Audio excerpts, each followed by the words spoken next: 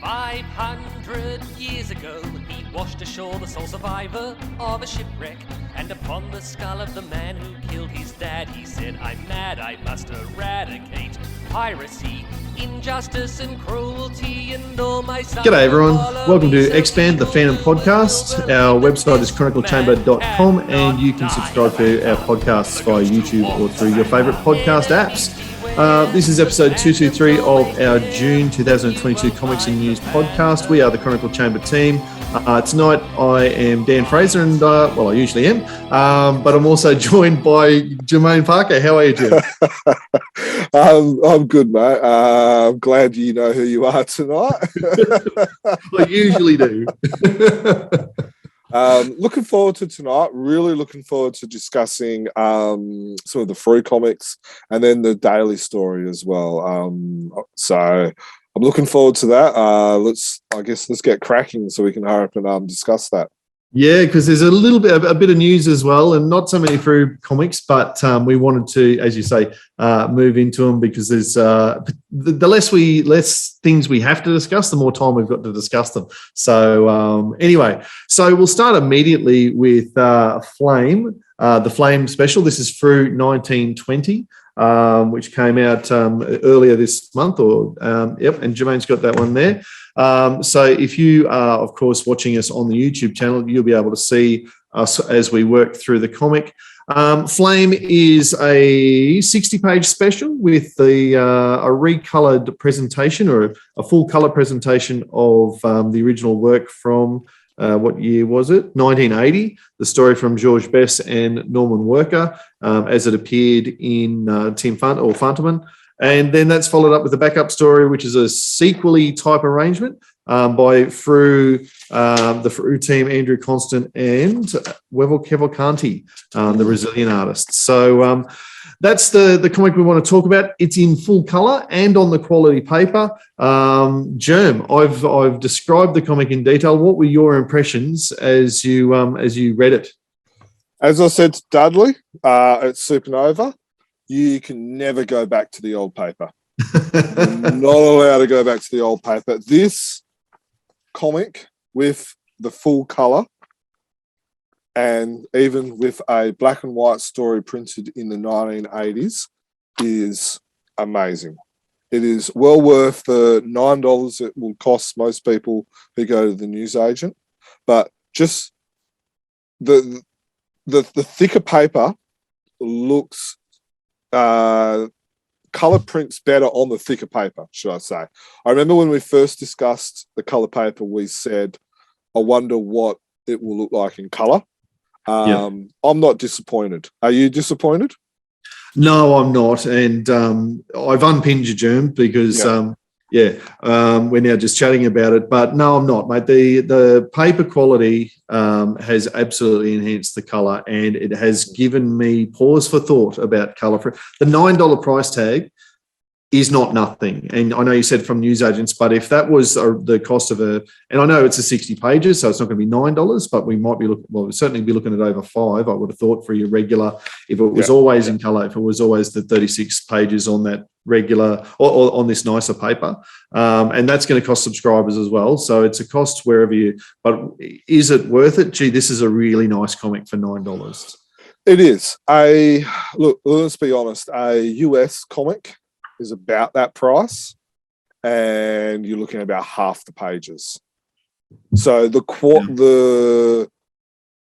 what's the word? Not the quality, the value for money is still there, in my opinion. Yes, it is not $1.50, but in saying that, a regular 36-page issue, which we'll talk about later, that's $4.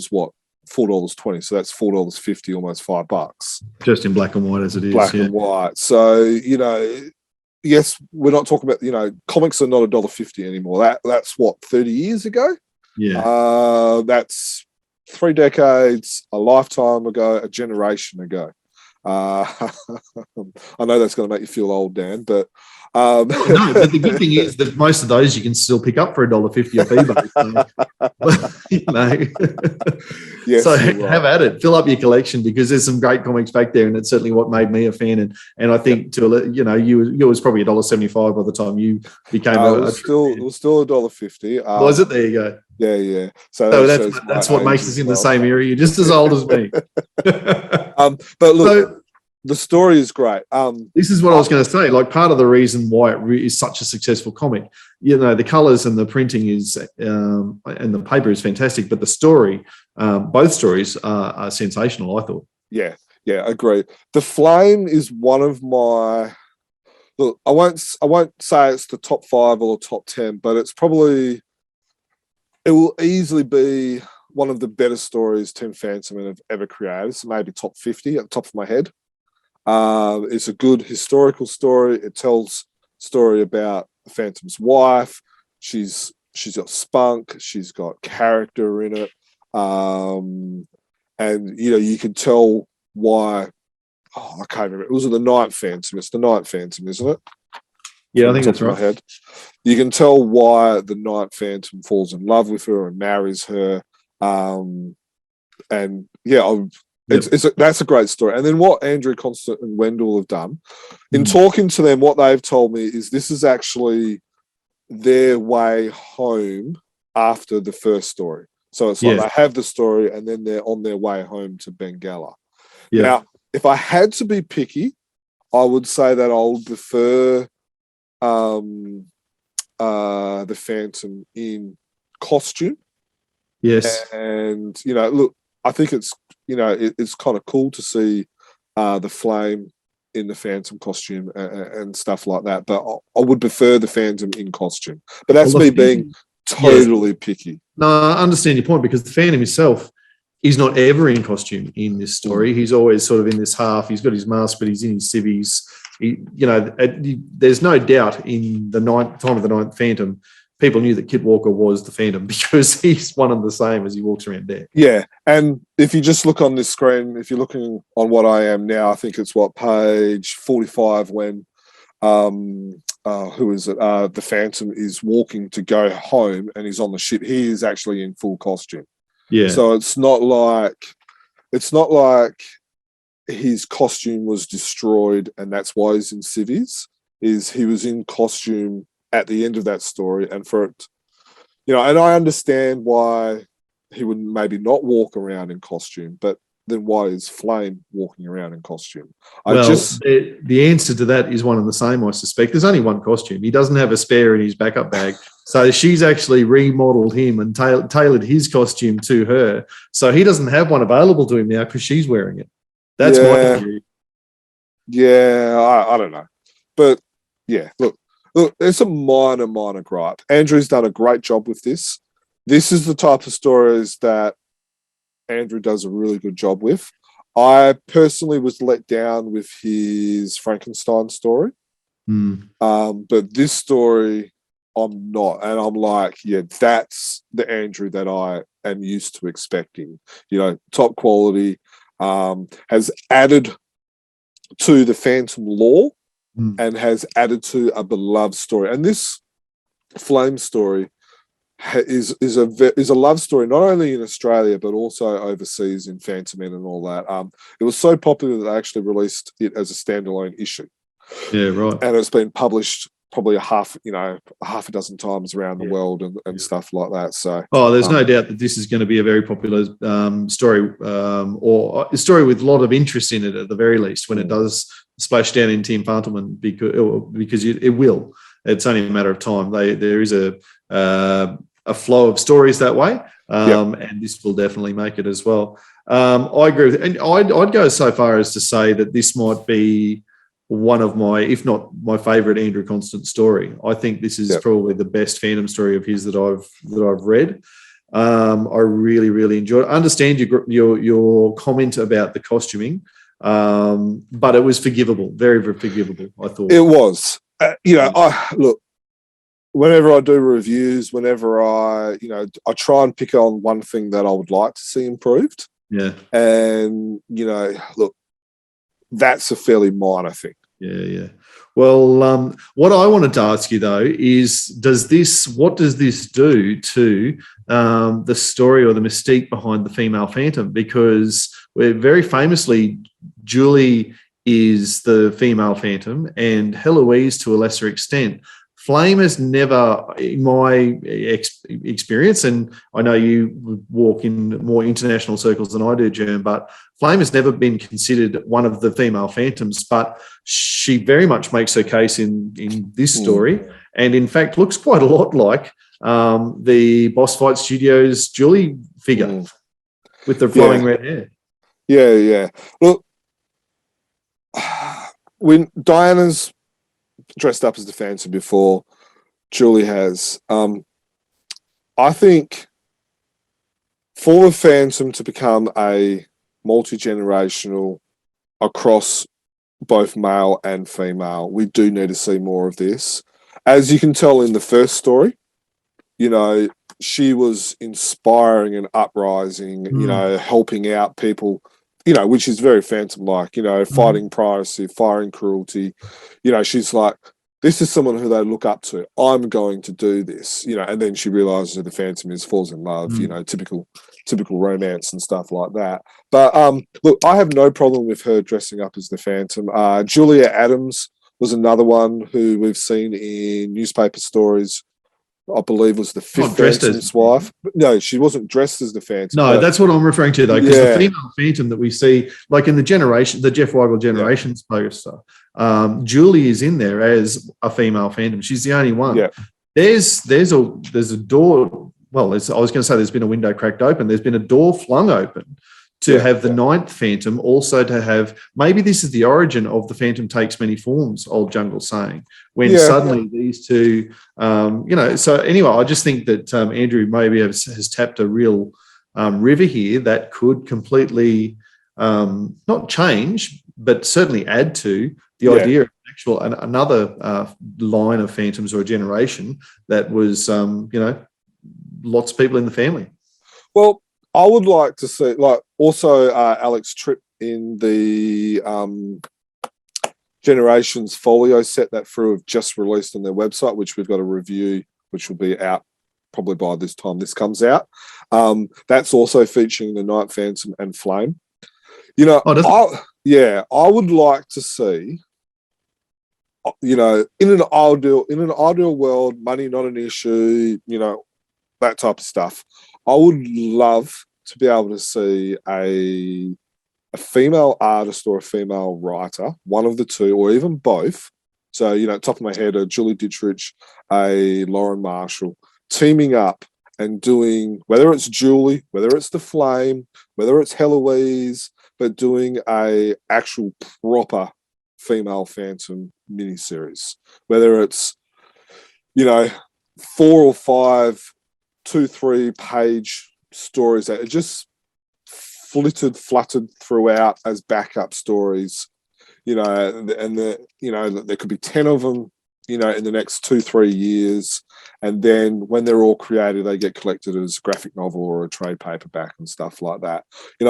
I just think that I just in an ideal world, and I know we don't live in an ideal world. I know there's budgets and everything like that. But I just think something like that could be really, really good and could get and expand the Phantom's reach. I think that's a fantastic idea, and I think we need to bookmark this timestamp of the podcast and send it to Dudley and Glenn. If you didn't get that in their ear last weekend at Supernova, then they should be getting it through the podcast. I think that's a fantastic idea. I think that'd be, could really work and be something, as you say, completely add to it. And it could be Diana as well in the times, because we know, as you say, there's lots of opportunities. Well, and that's the beauty about what this has done with Flame, is it's opened up another generation or another generational female character who could take lead and have a bit of a spin-off miniseries. And I think when Kid Phantom did that saga with Miriam, that just totally missed the mark. The potential was there, But then I think if you go one step further and have an all-female creative team, and this isn't just a woke moment. The other problem with the Miriam or whatever her name was story was that it was just not the Phantom. Yeah. You know, the wife of the Phantom can be the Phantom. The sister can, you know, if you're that immediate, it's, you know, obviously sisters are part of the generational cycle, and we've seen Eloise, I suppose now with Julie, Flame we're seeing the first wife, aren't we? That's the other difference, I suppose, with Flame is that Eloise and Julie both obviously offspring of the Phantom. This one's a married in one, which is I hadn't even thought of until just now. But yeah, and look, this isn't a woke moment. This is you know, the potential's there. You know, and look, obviously Frew are trying to do it because they've now got female artists doing the Epoch series, and so it's like, why not? Okay, look, let's you know, and all you got to do is create one short story, and then if it is received well, then you create more. And if it's a short story of 4, 6, 8 pages, you're not spending too much money on, you know, on the test, and you chuck it in the back of a comic, and then if it gets good reviews and it's well received, well, then you get that creative team to do more. Now, look, we see from gatherings like the weekend that what percentage of Phantom fans would you say are male? Probably 90 to 95. Yeah, and so there's a lot of women and females and girls who are not getting into it. And if there are stories that they can identify with, and you know, there's a potential huge market there. So and there's a rich, you know, the history, the legacy is already there. You just tap into it. Yeah. And and you're just adding to what's already there. Yeah. You know, Flame is an established story. It's been around for 30 years. Majority of fans, I would say probably 90 to 95% of fans that have ever read this story, love the story, enjoy the story. I haven't heard any negative comments about the new story. So it's not like you're creating something new that is going to put off fans.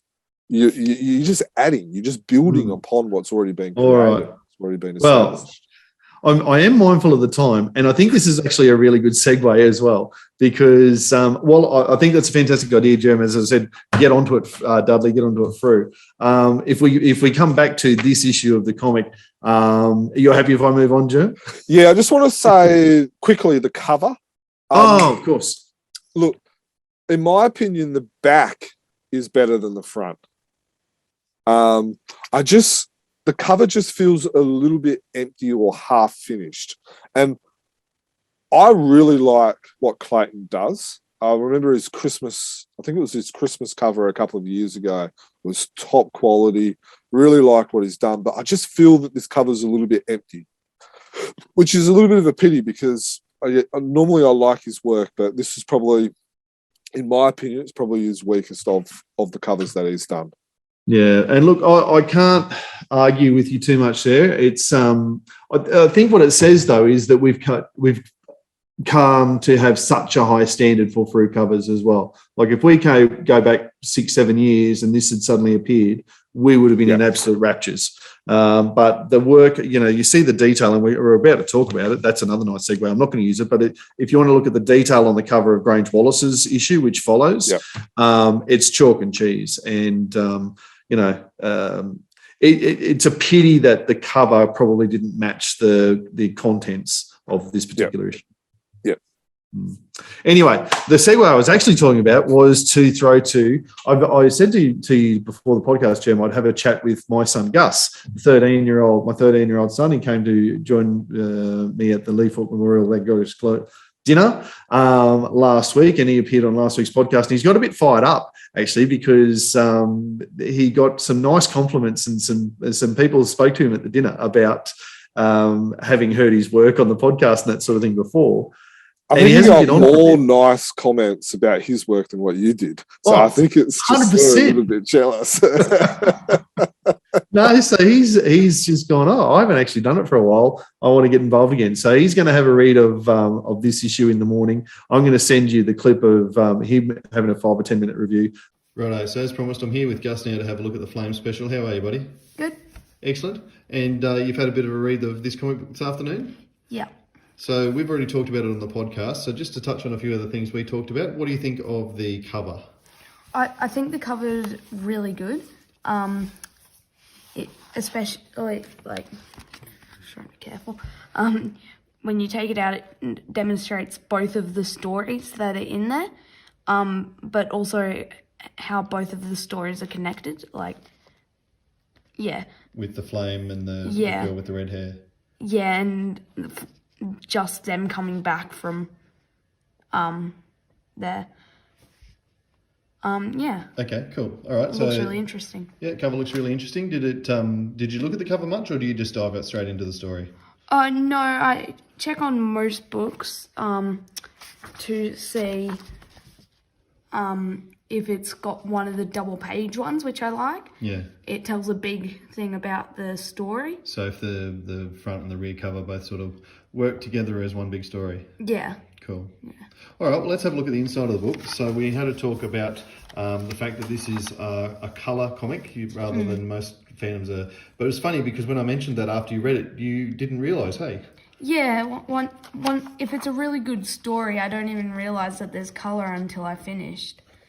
Yeah. Yeah, okay. So the colour certainly didn't jump out at you or whatever, but you're 13, you're used to colour everywhere, I suppose, too. So, and what did you think of the story? Let's start with the first story, because it's an old story. It's from the first time it came out, I was about 3 years old. So what did you think of the first story?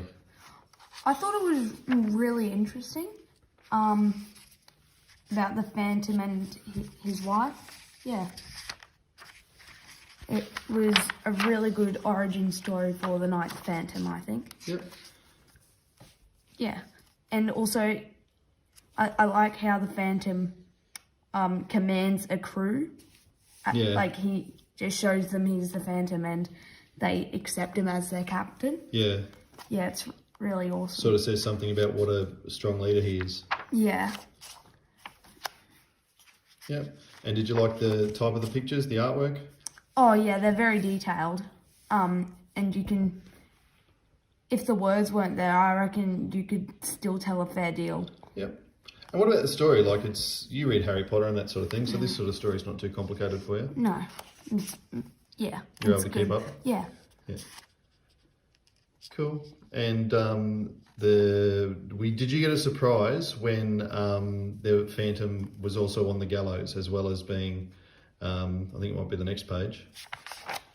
Yeah, so the Phantom goes to save whoever's getting hung, and it turns out that it is a Phantom. Yeah, it confused me at first.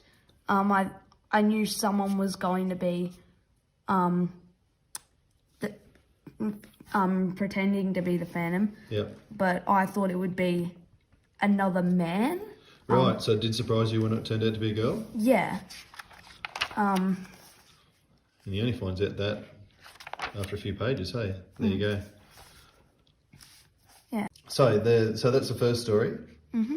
Yep. So what about the second story? Go on.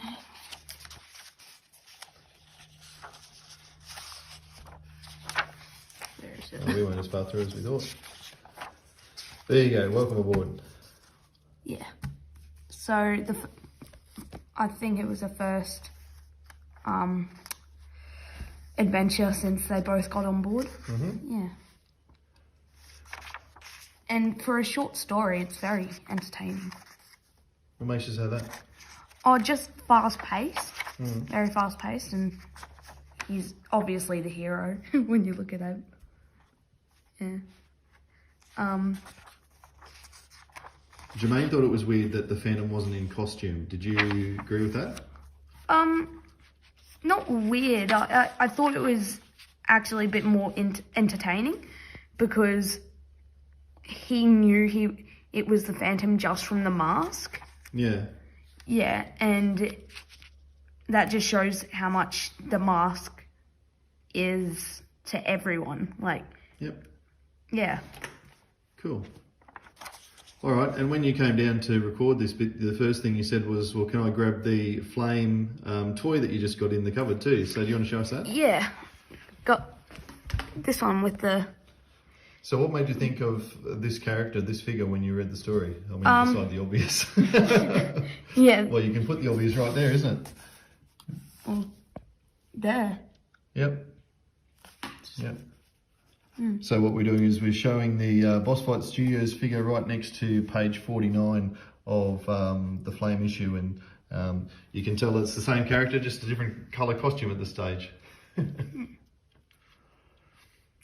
Yeah. So we did talk about that in the podcast actually as well, the fact that this one, well, it's called a Julie figure, but all we've done actually is we've taken the red hair off the red suited Boss Fights figure and put that on the blue suited Boss Fights, and yeah, you've got a Flame. So there you go, Julie in the red suit and Flame in the blue. Cool. All right. Well, thanks very much, Gus. Overall, what did you think of this book? Very good. I thought it was a very entertaining and fun to read book, comic. Yeah. Cool. All right. Well, thanks, mate. Until next time. Happy Fantoming. All right. So thank you, whatever came out of that conversation. We'll move on now to Frew 1921. This is the issue Kingdom that is highlighted by Kingdom of the Pirates, Norman Worker. Oh, that was the one thing I was going to ask you, Germ. Last thing, back on Flame. You notice the error on the front page? Oh, no, what was the error? I think I've got it on the thing. The art and the story credits are given the wrong way around. Oh, yes. So it's the best work that Norman Worker's ever done with the brush. Anyway, Kingdom of the Pirates, which is by Norman Worker as well, with art by Jamie Valvey in this occasion. It's another jam-packed issue. It's only the 36 pages, but it's so full that there's no message from the publisher, from Dudley, because at the back end we've got the Matt Kime and Shane Foley collaboration, the issue with Heloise, and it's the final part of that. Two very different stories, very different issue to what we were talking about just before. Do you want to start with the cover this time? Because as we sort of mentioned earlier, Grange Wallace's cover here is just stupendous. Stupendous, I like that word. Look, for those who want to see this cover, this was done originally, and he actually he's done a bit of a clip of the process and all that, which is worth looking at. He's done a great job. Look, I like the cover. I also like how the arm goes over the Phantom bit.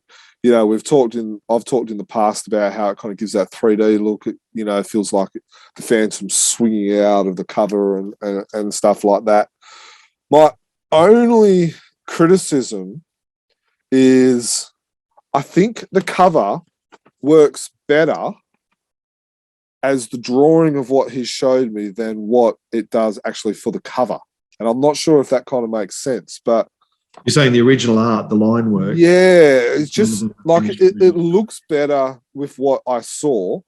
And then when I saw it on the comic, I kind of thought, oh, I thought that was going to look better. And I don't really know how to explain it. But I remember seeing it on the video and I'm just like, wow, that's a cracker. He's done a great job. I thought about, wonder what the original is going to be priced at. Like it was at that level of, I'm interested, I might take this further.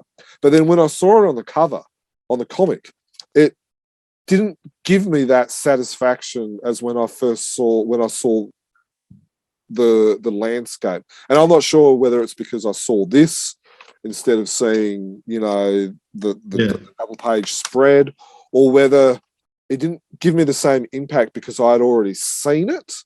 And I don't know how to explain it, but looking at this comic, it doesn't fill me with the same excitement as when I saw the artwork when he showed it on that video clip. Yeah, look, I kind of get where you're coming from, and I think the reason that I say that is because as I look at the back cover and that cargo netting, I seem to remember in Granger's video him commenting about particularly the detail in that cargo netting, and you don't really see it in this printed copy, whether it's too dark or the colours are too saturated, whatever it is. So maybe it's that finer detail that's in the original that didn't quite translate. Yeah, I don't know how to explain it, and it was interesting because I had this same conversation with another fan, and I'm just like, "Did you see the?" And they're like, "Oh yeah, it was really good." And I'm like, and then I try to explain myself as I've tried here as well, and I failed then as well as I failed tonight. It's still a great cover. It really is. I loved the moment when I was reading the story when I recognised the cover. You know, what page is that for people to look at it? It wasn't anything like a translation of. It was just, that's this moment in the story. Page 20, 22, 23, I believe it is when he's swinging aboard and. Yes, absolutely. And doing the classic Phantom trope of stalking around the ship, taking the bad guys out one at a time.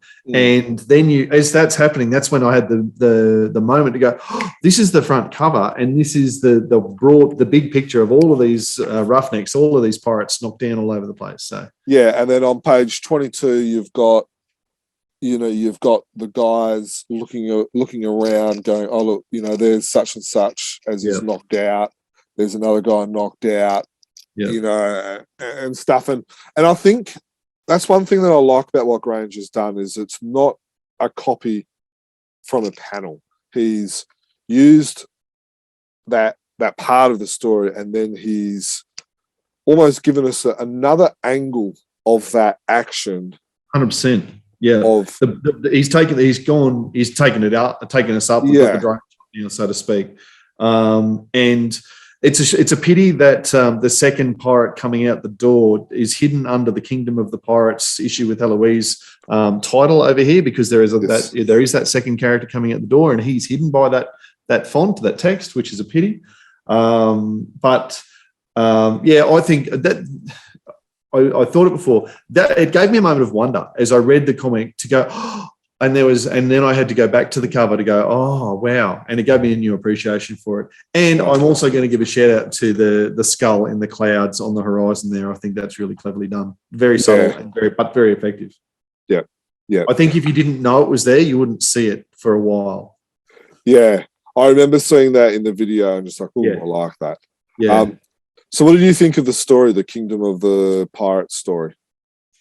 Oh, a solid story. I do like Norman Worker's stories. The more I read of his work, the better those are of the he would be my favourite Team Fantomen writer, no doubt.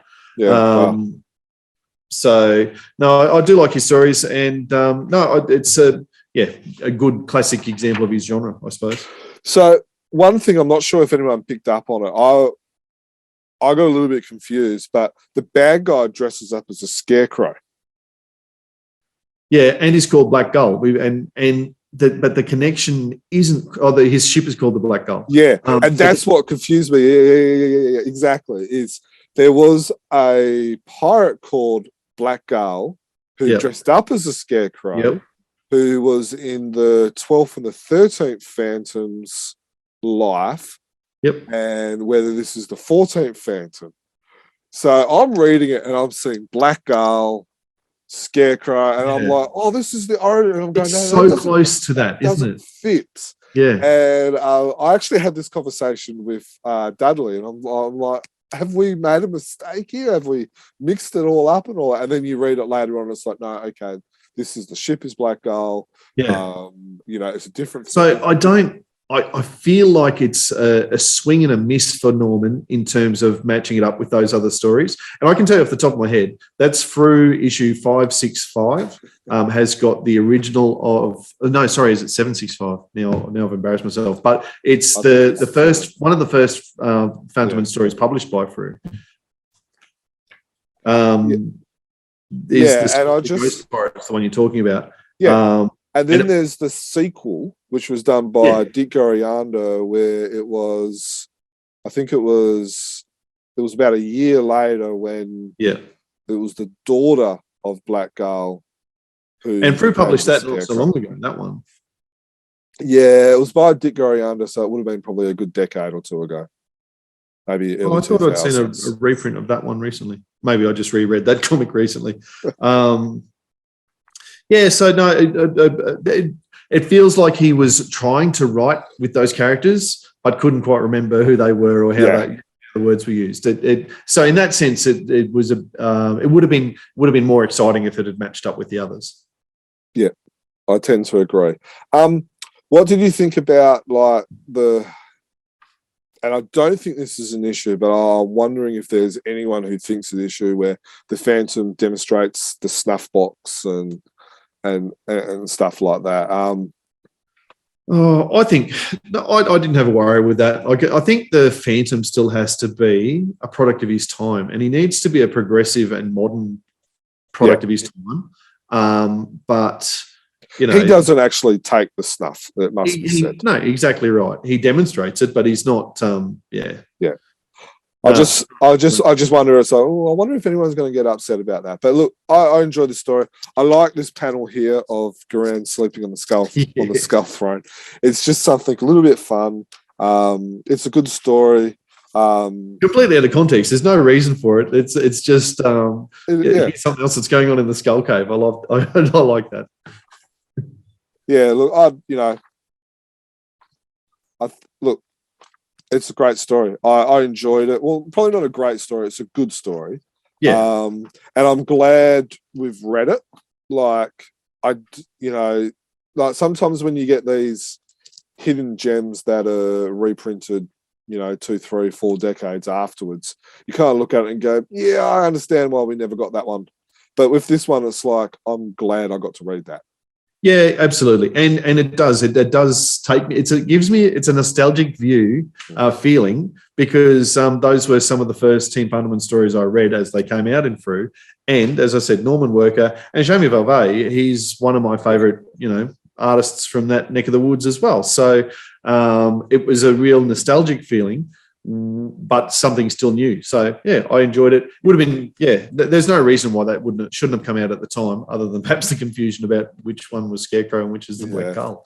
So moving on to the issue with Heloise, it's a really heavy read.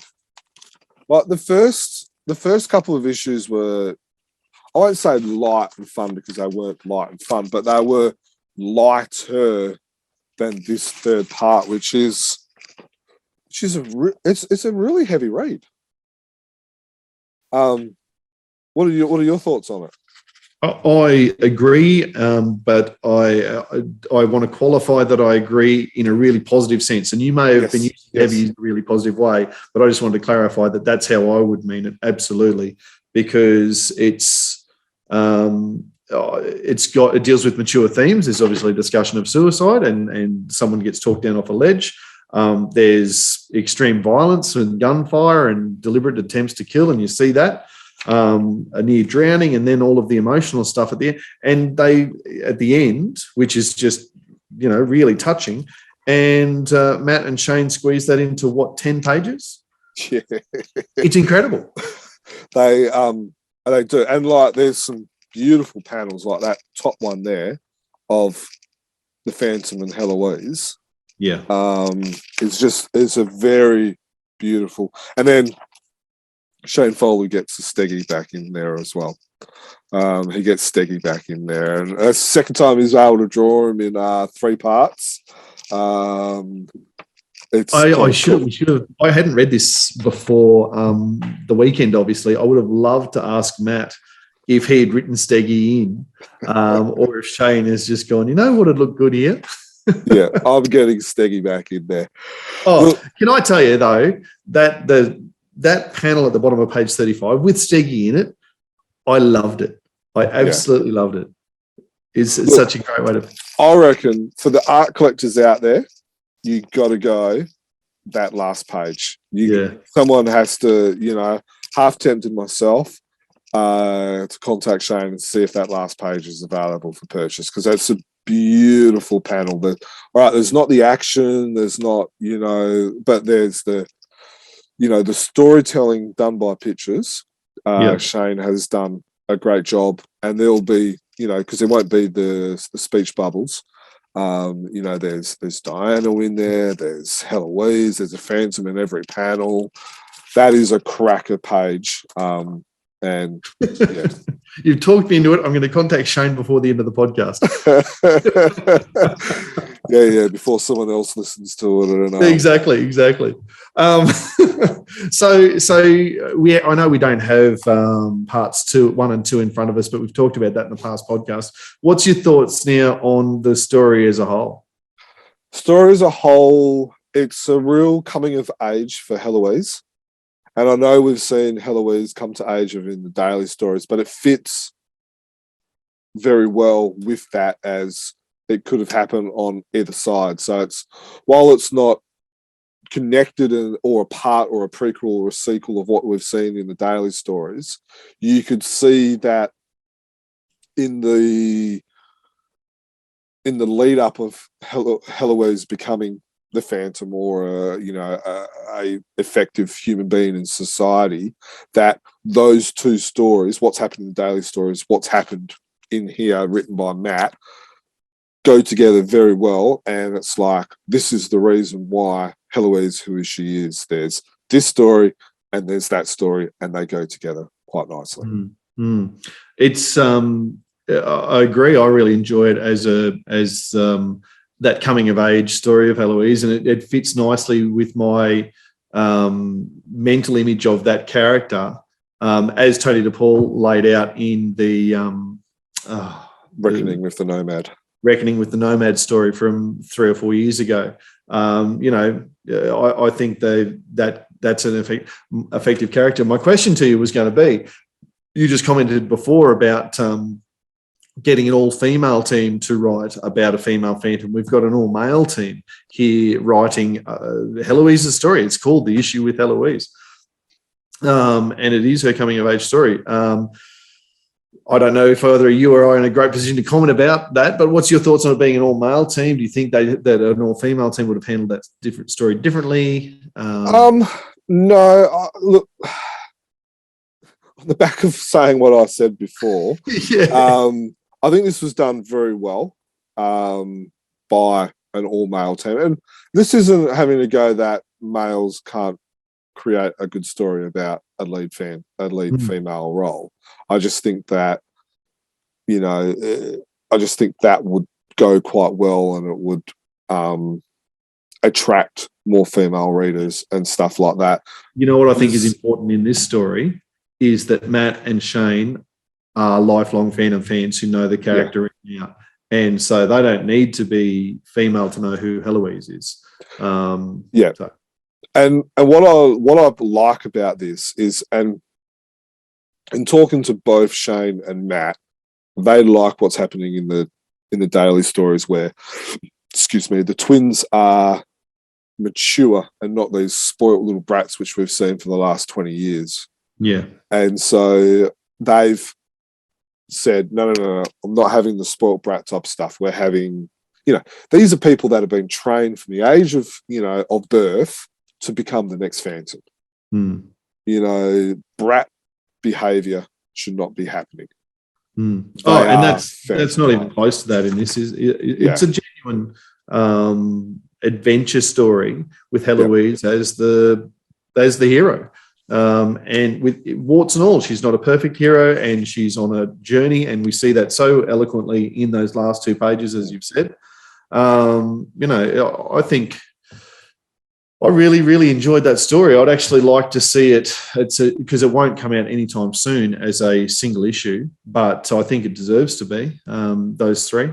Yeah, and in saying stuff like that, Heloise shows her physical and her Phantom troops. She shoots a gun out of someone's thing like that. She's rescuing someone from being drowned. The reason she's critical about herself is because she put herself in harm's way rather than let the unconscious, that's why she's upset. So her morals and her courage and her readiness to be the Phantom is on display. It's right there. Yeah. Look, I've enjoyed it. I've enjoyed what Matt and Shane have done. In the podcast that we did with Matt, which was probably about 5 podcasts ago, he talks about how he's got a short story, which is kind of like this, but from Kit's perspective, and he's actually done the art of that. So it'll be interesting to see when that comes. If that kind of perks your interest, go back, listen to the podcast with Matt, and he kind of talks about what the Kit version of this is. But I think it's only a 2-part back end filler story. Very good. All righty then. With all of that said, time to move across to the giant size Phantom Annual, 212 pages of giant size. Great cover from Glenn. There's the front, there's the back. You've got 8 different characters on there. You've got color story of the imaginary playmate, which was colored by Ivan Pedersen. I think he's done a good job with this. And then you've got old stories and a mix of new stories. So you've got the Phantom, Catman, Crimson Collet, and the Panther and Phantom Ranger, and Sir Falcon, which are all old stories. Then you've got Planetman, which is a new story by Shane Foley, which is a must read. It is a really enjoyable story, even if you're not a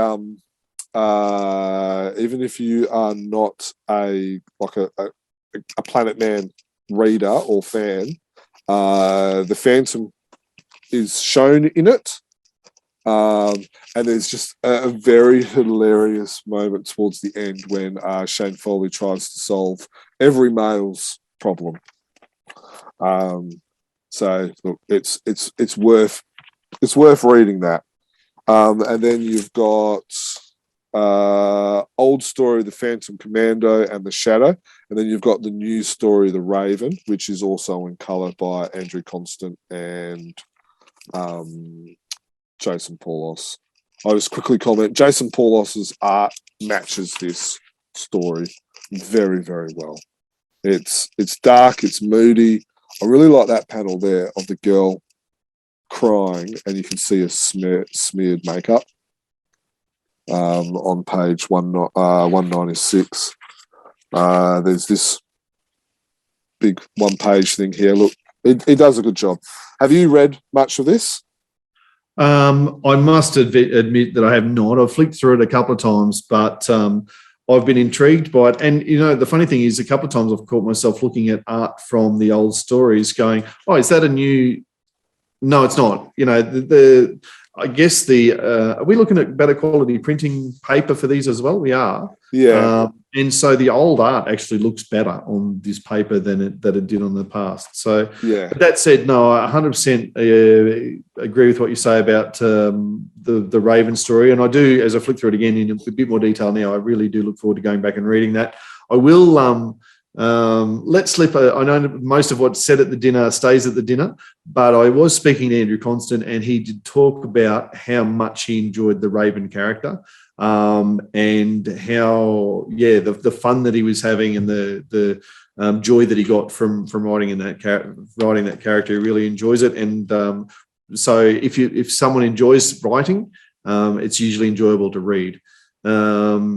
And then I like having all of the reprints have got colour for their cover pages, which is a nice breakup as you go through. And then, I agree with what you said about the Phantom story. I've obviously read this one before, but it is refreshing to see it in colour. And as I flicked through it, I thought, Ivan's done a really good, solid job with that one.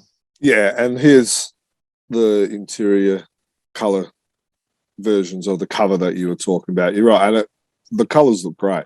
Ivan's done good. I like. This is a fun story.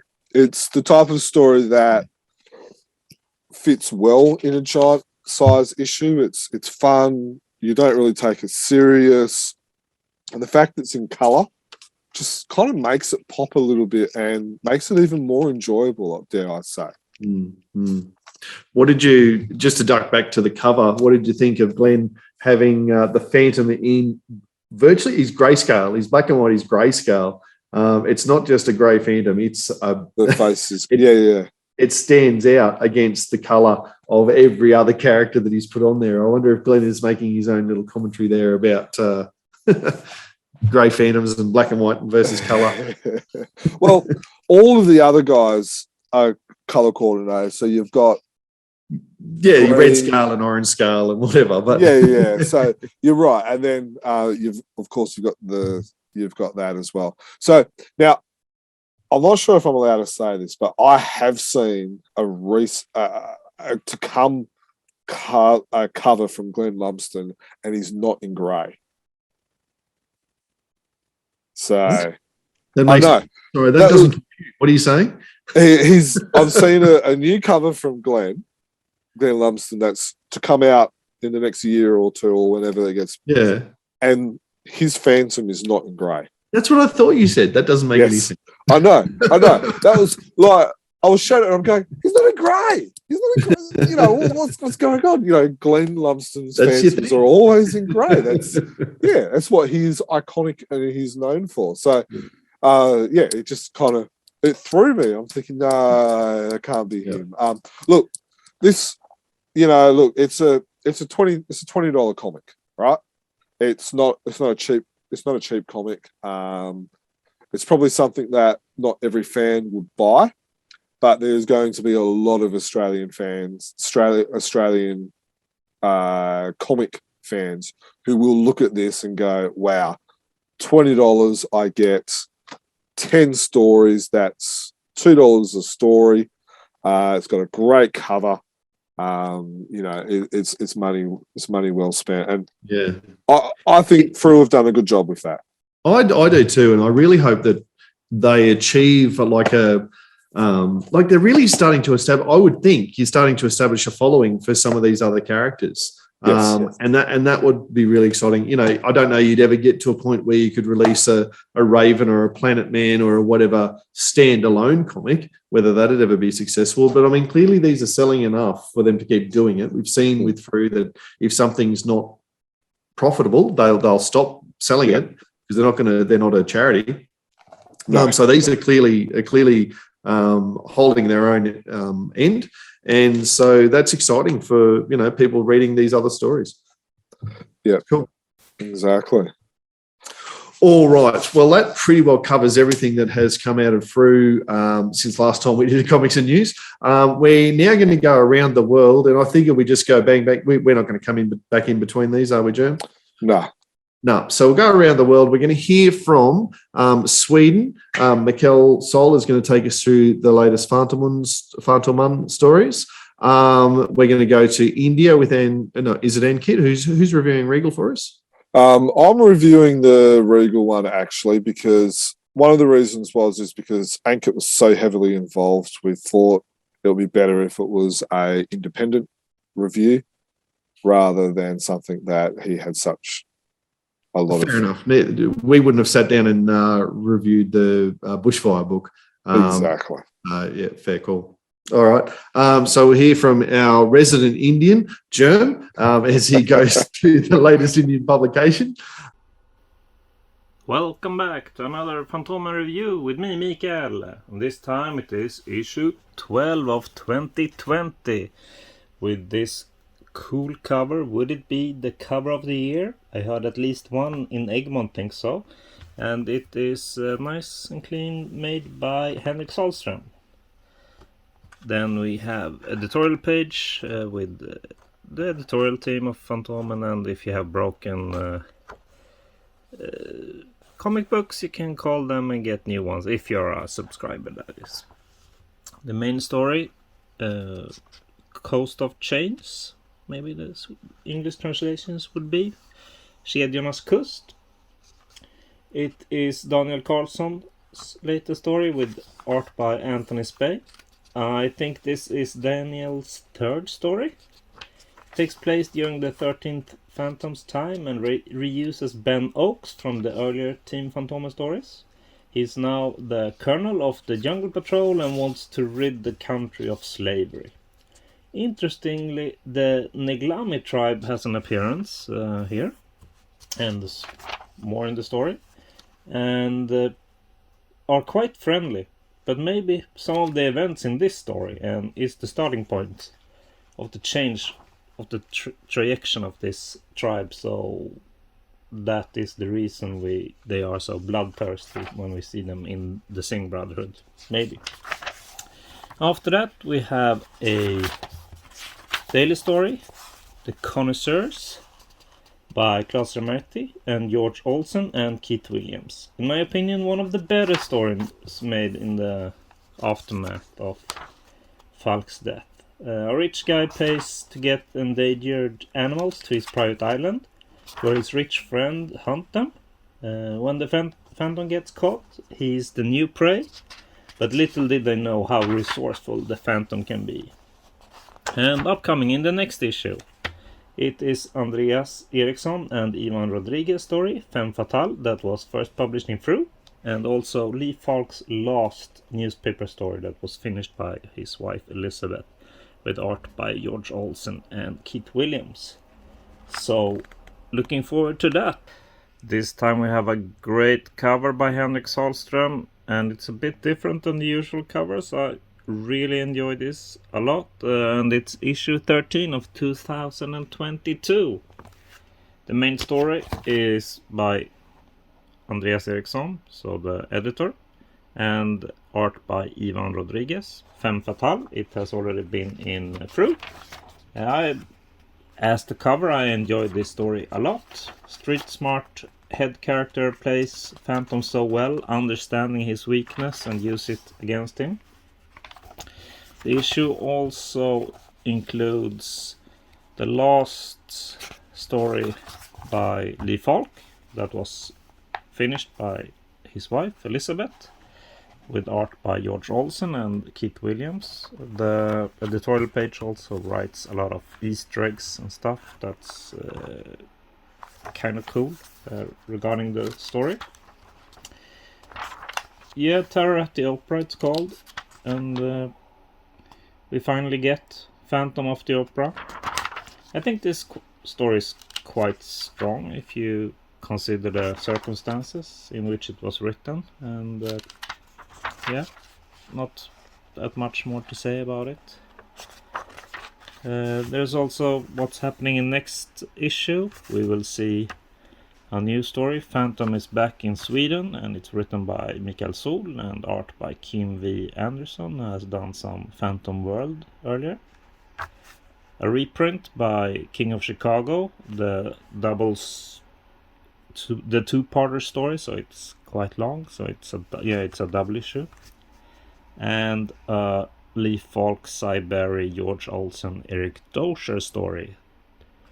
This has a totally different name in English. Let's see if I can find it here. It's Phantom World in English.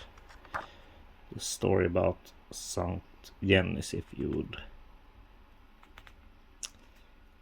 translate it directly. Yeah, I think that's all it for this one.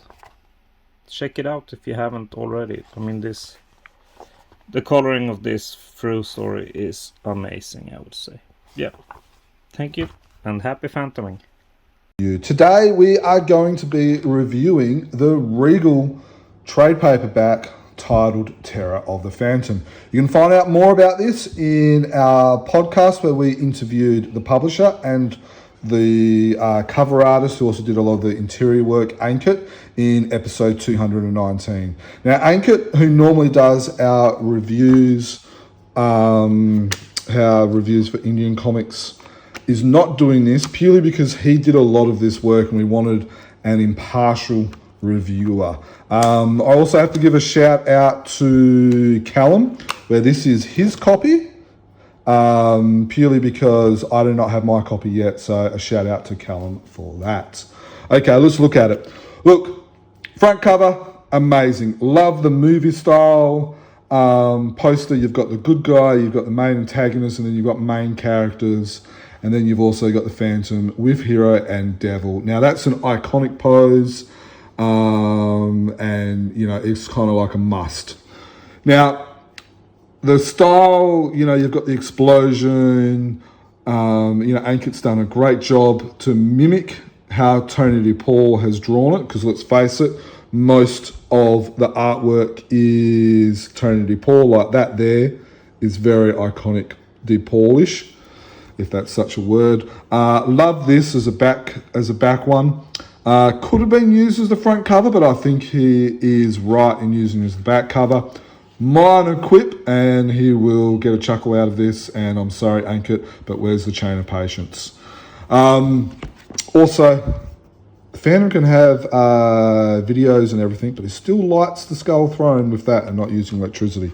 Look, you've got the interior. I love these background images of the Phantom and Chatu and in there. It adds care and depth. Like most fans wouldn't even notice it or wouldn't even notice the images, but it's just something a little bit extra, which just adds a little bit, I don't know, I just really like it. You've got the content, so we've got 1, 2, 3, and then we've 4, 5 stories. No, sorry. 1, 2, 3, 4, 5 stories, and one of them is a 5-parter. So you can either go 9 stories or 5 stories, depending on how you like it. Dedication to Paul Ryan, very fitting touch. Look, the paper quality is very good. It's not quite as thick as a Frew one, but I like the paper quality. It's for a trade paperback. It's a nice feel. It's not too stiff to be able to open a comic. Like you can quite easily read it. Sometimes if it's too stiff, you don't want to read it past this because you're in fear of the binding to split. But that's not the case. Quite comfortably goes like this, and it's readable. So very, very good job with that. The stories, great production, good colours. Nothing's fuzzy. They haven't edited them. They've done a good job with it. And then you've got, where are we?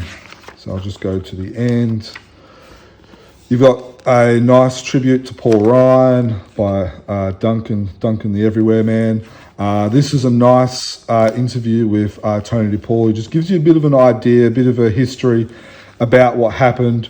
Look, in my opinion, every trade paperback needs these little extras because it gives people like me who have read these stories, have got these stories in 10 different issues, it gives us another reason to buy this. And that, a lot of the time, you'll learn something in this. A few little guys from Chronicle Chamber, myself, Dan and Mikael from Chronicle Chamber, who obviously do Chronicle Chamber with Ankert, so it's nice, a little mention there. Then you've got this as well. Now, I wouldn't have mind, if I had to be picky, another extra page or two of this in largeness and, with the progress shots, but, that's being picky. And then maybe the type.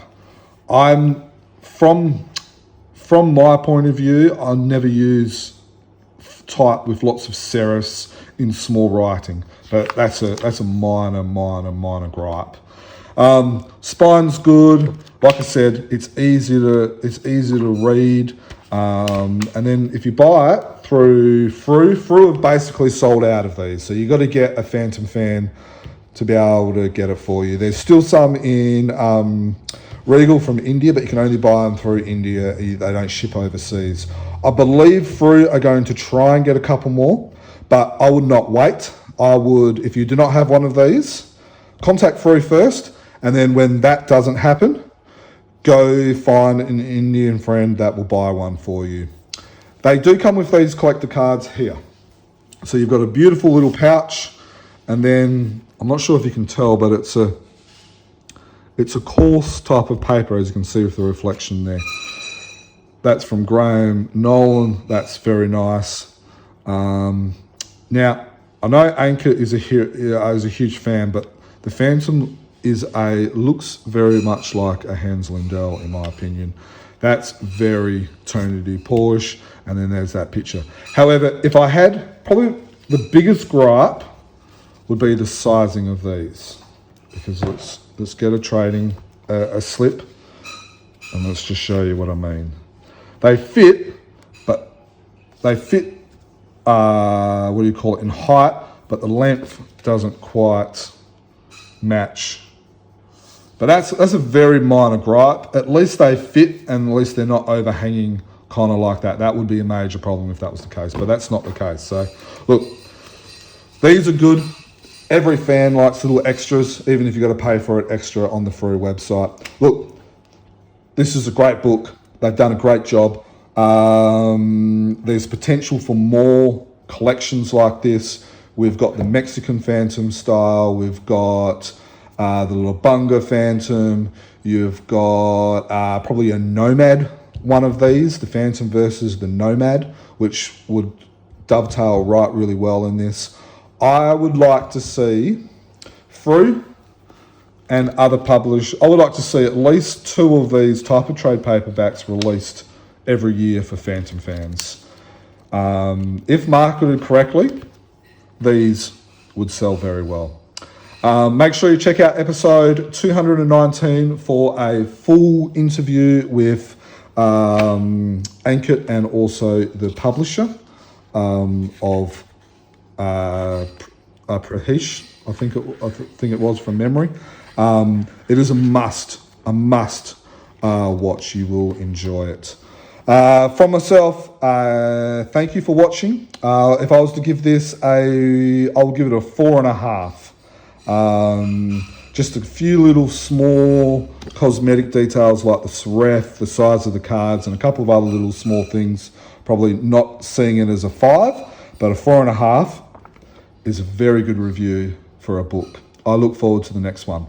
All right. Well, thank you very much, guys, for taking us around what's happening internationally with the Phantom publications at the moment. Now, one set of stories that does get published internationally on a daily basis, and we are unique in our fandom, I think, that we still have something like that. You're not seeing that in the DC and the Marvel characters so much. Spider-Man, I think, is still getting around, or no? Oh, I think it might be reprints. Yeah, and just in the Sundays. But anyway, the fandom does still have a daily international publishing, which I think is something to be proud of in itself. So we're going to talk about the Sundays and the dailies now and where they're at the moment. We've got the scans of these, and I'm sure Jen will flip through them as we go for those of you who are watching us on YouTube. But we're going to start with the current Sunday story, which is Sunday 193, Return of the Temple of the Gods. And we've seen, I guess, over the last month or so, not a lot of actual action, I suppose, but certainly movement of the story. How are you finding the Return of the Temple of the Gods at this stage, Joe? Look, I'm nervous that we're revisiting this. I wasn't a huge fan of it in the first place. And so now seeing that we're revisiting it, I'm nervous, but I've enjoyed. So when you say revisiting, just talk us through what you mean by that. When has it been around in the past? It has appeared in folk stories before. In daily stories. So back in when Paul Ryan first took over, so that's what 2004, 5, 6. Okay, so it's Tony DePaul, not Lee Falk. Yeah, Tony DePaul introduced it back around then. When Paul Ryan came aboard, there was 2 stories which touched upon the Temple of the Gods, and then it was continued in Team Fantomen stories, and there was, I believe, another 4-part stories, and then Tony DePaul has brought it back. Look, it's sort of supernatural. It's not my favorite stories that Tony DePaul has written. So I'm interested, but a little bit nervous about where he's going to take this. However, in saying that, what I have enjoyed so far is the little details that Jeff Regal and Tony have put into this story. Like this panel here, you've got the bedroom scene, and then you've got the Phantom putting on his suit, which is not a onesie, but it's a 2-piece. We always figured it was a 2-piece, to be honest. Yeah, look, it makes sense it being a two-piece, but then, Did you always think it was a one piece? I've always thought of it as a two piece. Well, in fights and stuff like that, if it was a one-piece, you would... Yeah, I don't know. I've never really thought about it, but this clearly That demonstrates... sounds like you just always assumed it was a one piece. I probably did. Isn't it funny? We've talked Phantom for 5 years and have never once discussed whether his costume's a onesie or a twosie. Yeah, you know what? I might actually do that as a social media post and to see what fans have actually thought it is. Yeah, whether it's a onesie or twosie. Well, I do think in this panel we're dangerously close to seeing the Phantom's eyes. It's well done. I like it as a. You can see his eyelashes. Yeah, it's as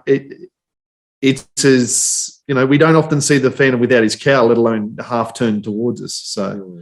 Yeah, but I think the detail, Jeff Weigel's detail across this story, I think he's just growing as a Phantom artist. Every story, every page, every Sunday seems to be just about better than the last. Yeah. Look, I think Diana is good in this so far, in the fact that she's a proper character. She's not just a fill-in. She's, taking charge. She's like, no, you're not ditching me on this one. I'm a part of this. And then the Phantom, who still believes he can fool Diana, like seriously. I think the Phantom should figure it out by now that he cannot pull one over Diana. Oh, it's an entertaining dialogue line between the two of them. I do love the fact that they've gone back to Eden. It's been too long, and you'll be able to tell me, I suppose, when was the last time the daily or the Sunday was in Eden, at any part set in Eden? Probably when we last visited the Temple of the Gods, which would have been at the top of my head. Oh no, yeah, I reckon it would have been probably so. It would be close to probably 15 years. Yeah, right. I don't know exactly, but at the top of my head, I can't remember another story. Yeah.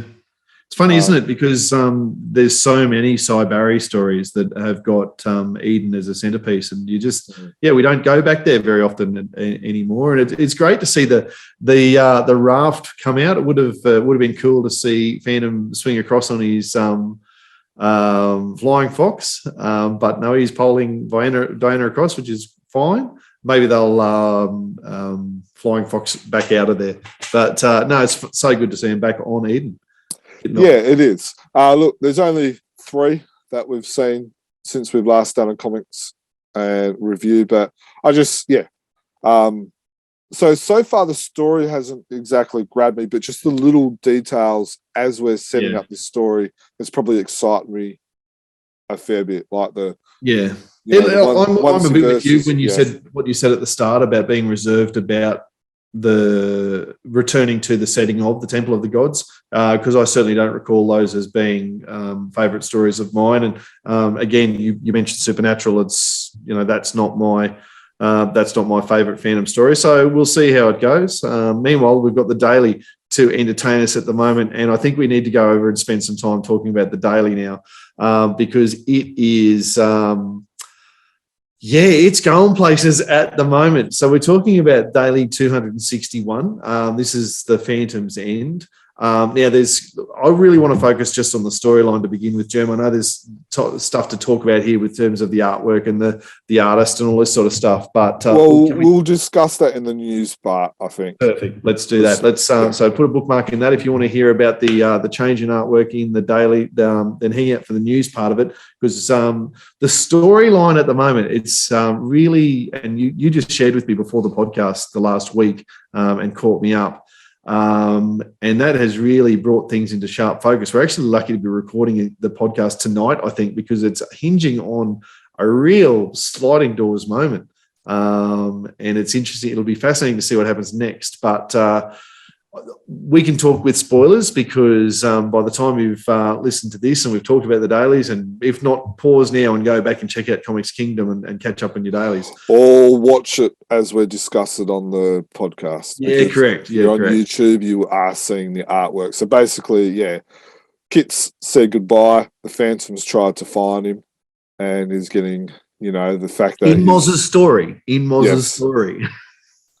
Yeah, so try and figure that one out if you can. Then on this one, which is the 9th of You're the not 6th. sharing your screen yet, are you, June? Is it not showing up for you? No. Oh, I was. Oh, no, sorry, it is. I had the run sheet over the top of that. Go on. That explains why I was telling people where to go and see it instead of looking at which I couldn't see. So back on the 9th of this month, which is June, we're back in the present where the Moz is telling the story. And then we go back. So basically, because the Phantom rescued it, Kit has ran off with some Sheila fighting in guerrilla warfare. And then Heloise rejects her birthright. And then Diana leaves the deep woods as well. So, you know. And that's always bothered me about this storyline, is that the consequences have seemed so dramatic. And for what reason? You know, I could never understand why it was so full on. For the fact, so what he went back and got Savannah, why did it lead to all of this? And I think what we've seen this week is Moz leading us to that point. Yeah. And then you've got basically, you know, after in the future when they've all left him, the Phantom's on his own. After a year or two of that, Savannah comes and finds out that, you know, Diana and the twins aren't there. And then, which the bit that we want to get to is basically in here again, Old Man Moz is saying, okay, you try one more time to try and find Kit. You've accepted that Diana and Heloise have left you for good, which is like, you know, whoa. And this isn't the first time that Tony Dupour has written a story about Diana leaving the Phantom. Let me just say that. He did it in a Team Fantomen story. So this is something that I think that story had potential, but it didn't quite meet the mark. And I think that was because it was broken over like a 2-year cycle. But he's revisited this concept of Diana leaving the Phantom. And let's face it, we've seen it also in the 22nd saga from Team Fantomen. And then, let me try and find Kit once more. He goes through, there's Savannah sharing his bed, which let's just say is a different bed than what we saw him sharing with Diana. Well, when you say that, I certainly didn't look at this and think sharing his bed. I saw this and saw him sneaking into her room or going into her room. Yeah. And then he kisses her. She rolls over. Yeah. And she's got a fat belly. Now, she didn't eat too much curry and it disagreed with her and she got bloating. She is pregnant. Yeah. So this strip from the 24th of June, yes. Which is today as we record. No, yesterday. Is it? Oh, yes. So what was today's? No, we'll get to that in a second. But let's deal with this bombshell first. Yeah, so this bombshell has it that and I must have I've got it wrong a little bit again there because I thought this might have been why Diana left the family. So she's already Diana's left. Why? And because of the fact with Kit and Heloise. So Heloise that was the bit I didn't buy. I thought she'd stick around through. Yeah. So Kit left, then Heloise, because remember before Cardia committed suicide because she didn't end up with Kit. Attempted. She didn't actually commit. Well, no. This is what happened in this same story. You see Cardia overdosed, and then she's like, no, I'm not having a part of this. There's a picture of her having 2 kids and raising them in the US, and Diana follows her and says, no, I'm not having any part of this. You've lost me. Kit, who we can't find, and now Heloise doesn't want a part of being in the Phantom either. I must have missed so that. That's why we discussed it in the last Comics and News podcast. No. So all that is all left up to the Phantom basically being on his own. There's no one to take over the mantle.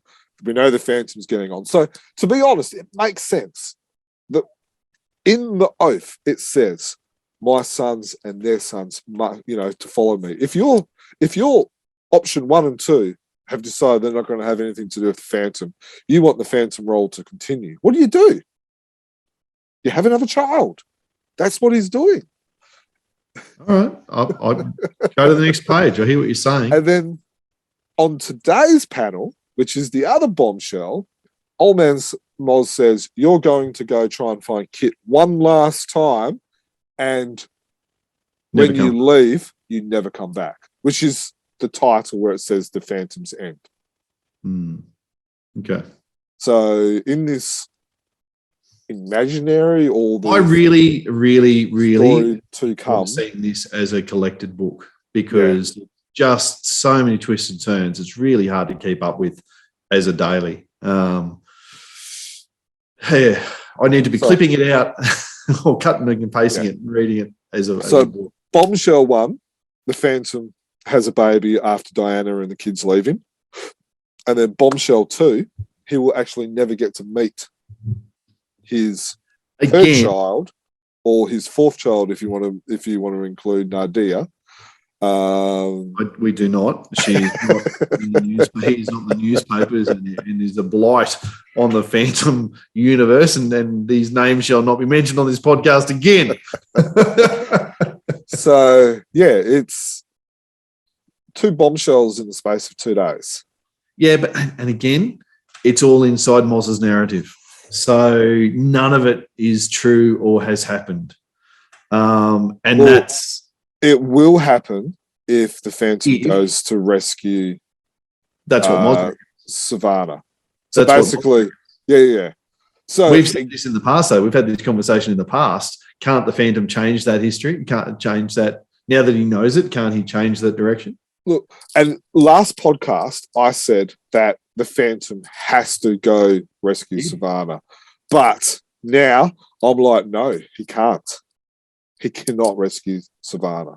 Right. I've now changed my opinion based on the last 2 days or the last week of, and also the fact that the Phantom dies, which is probably could be a good thing, but could be, and then the fact that Diana Heloise is definitely not coming back, can never find Kit, and then he's decided to have another child with Savannah, which I understand his reasoning behind doing that, but I think when you see these cold hard facts, especially if Diana reads that, I think you're gonna have to go, nah, I can't do it.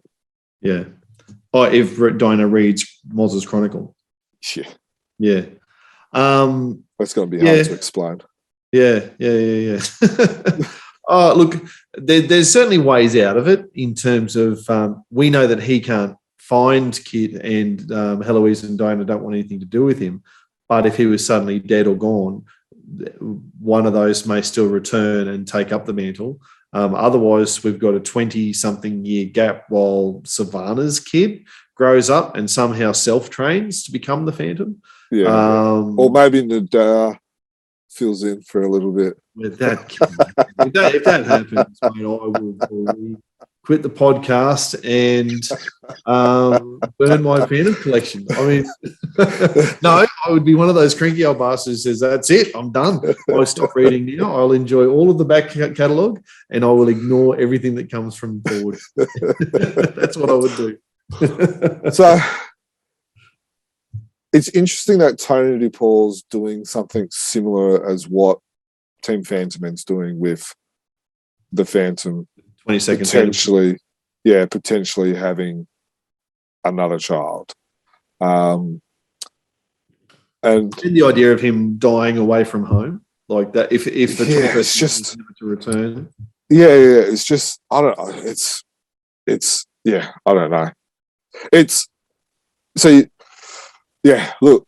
It's funny, isn't it? Because I would remember podcasts 100, maybe 200 episodes ago where we would talk about should the 21st Phantom die, and at different times I've pivoted one way or the other. And there have absolutely been times where I have thought, you know what, maybe it is time to kill off the Phantom and get the 22nd in whatever form that might be. It's really hard to actually read it if that's what's happening now, and it could be. It's actually really hard to read. And I wonder if that's because it's not happening how you would want it to happen. And that's why it's like, so if it happened the way you want it to happen, you probably will be a little bit more accepting. But I don't know how I would want it to happen. I certainly wouldn't want it to happen at the expense of his family morals, and that's happened in kind of both of them. I get what you're saying with what the way that Tony DePaul has set it out now. But if Diana's left him, they could have had a divorce, and then this we don't was know that. when Savannah first came in. It said years have passed, so we don't know what's happened in those years. Yeah. And I would hope that we saw from every Moore's Phantom, McCoy's Phantom, so Diana and the Phantom being apart for periods of time, and the wooing back, and the we're never going to be together, and oh yes we are. So you'd like to think that he at least gave that a crack rather than just she's gone, oh well.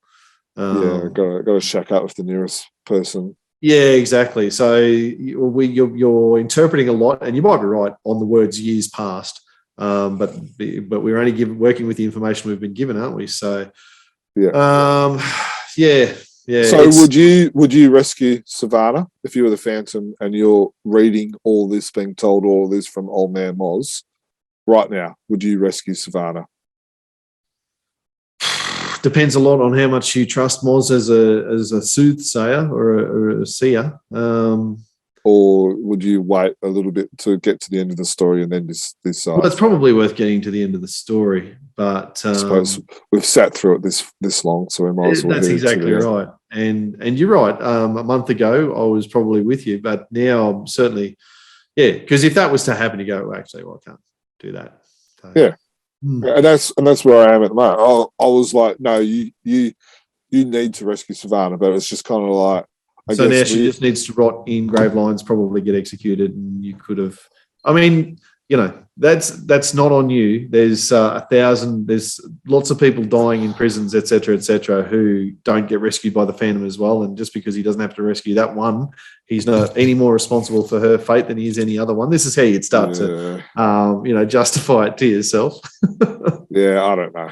And then the other question I want to ask was, should have the Phantom send Kit to the Himalayas? I think that's still a justifiable decision. It's clever the way that Tony has set that up, from 6-7 years out, that we've worked towards this being a really key plot point. Again, we've talked about, I really do like the way that he has his eye on the long prize and writes the story in that way. I think it was still justified with the way you talk about the 14th Phantom being there, and they believe it's the same person come back and all of that sort of stuff. I really liked that. I thought that was cool, and the Phantom's child being sent overseas for their education is part of the mythos, of the, and I thought it was a really cool take on that. So I'd keep that in. Yeah. I'm interested to hear what some of the fans think about this story about Savannah potentially having. Probably by the time they listen to this, they can go back and they'll be ahead of where we are right now in the conversation. So it's moving at a pace, and I know there'll be people who say, "Oh, there's no action." Try and keep up with the story on this one and tell me there's no action. My goodness. I was talking to one fan, and he goes. Now, I've seen this panel in isolation. Is this in today's world, or is it in Moz's storyline world? And he's like, and then I said to him, I'm reading it now, trying to catch up for the podcast. So I'll tell you in about 5 to 10 minutes. And he messaged me back. Well, and I'm like, not yet. Dear. Yeah, so it's intriguing, and it's worth making the effort to keep up every day. I haven't this last week or so, just because of the way life has been, and certainly this chat tonight's got me back onto it. So I'll be looking for it first thing Monday morning, that's for sure. And we're lucky in Australia that we get it first. We see it here before the rest of the world. And so it should be. Australia is better than the US. All right, so that wraps up our stories, our chat about all of the comics that we've seen, and we've probably talked for a bit longer than we expected on that. That's okay. We'll try and scream through the news because the Leaf Hawke Memorial Bengala Explorers Club dinner and the Supernova event in Sydney has just happened last week, but we have a dedicated podcast to that, Germ, that you put together. You recorded lots of great clips over the course of the weekend and packaged them together for people to go back and listen to. So would really recommend anyone who's keen on what happened that weekend to go back and listen to that podcast. But a week on now, Germ, your reflections on the weekend? Look, it was great. I haven't been for 3 years. I've been to probably a dozen before then. It was probably one of my more enjoyable ones. It would have been good to see Frew at Supernova. It would have been good to see international guests and stuff like that. But the dinner was great. Lots of fun. You know, there was lots of fan meetings and fan catch-ups. You know, I went to the one on Friday. I caught up with fans. Friday night, I caught up with fans. Saturday at Supernova. Saturday lunch, Saturday night at the dinner, Sunday night, the after midnight special, where Sunday morning.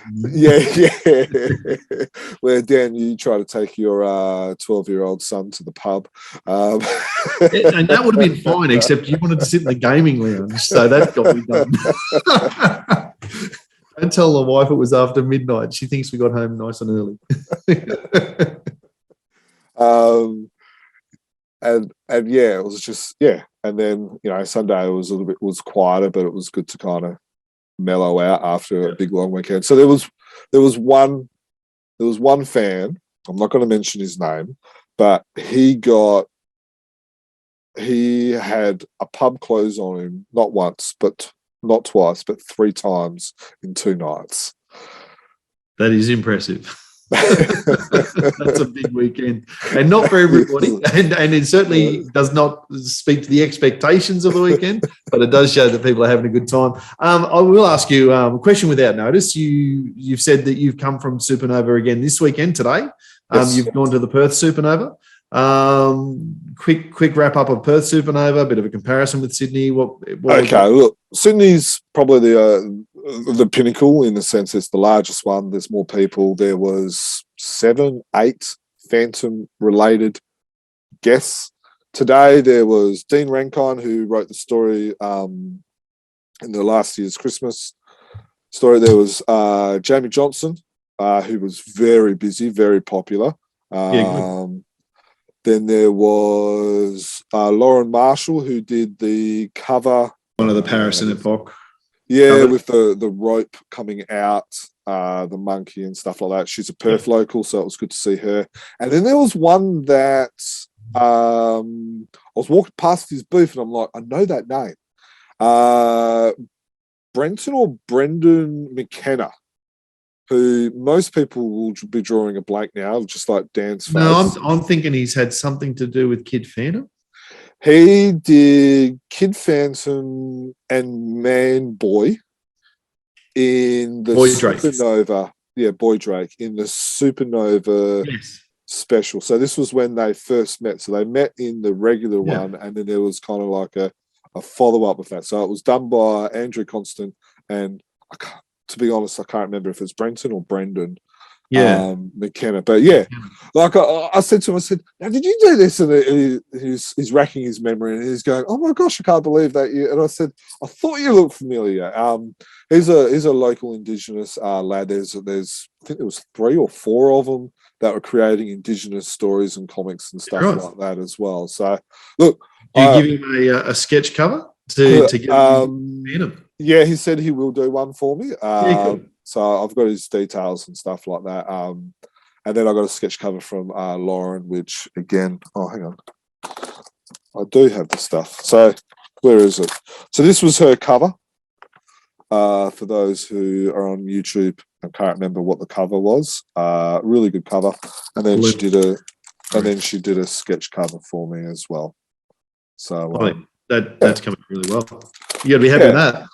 Yeah, and she was quite popular as well. There was I called up with Daniel Brogner and Callum, who are both Patreons.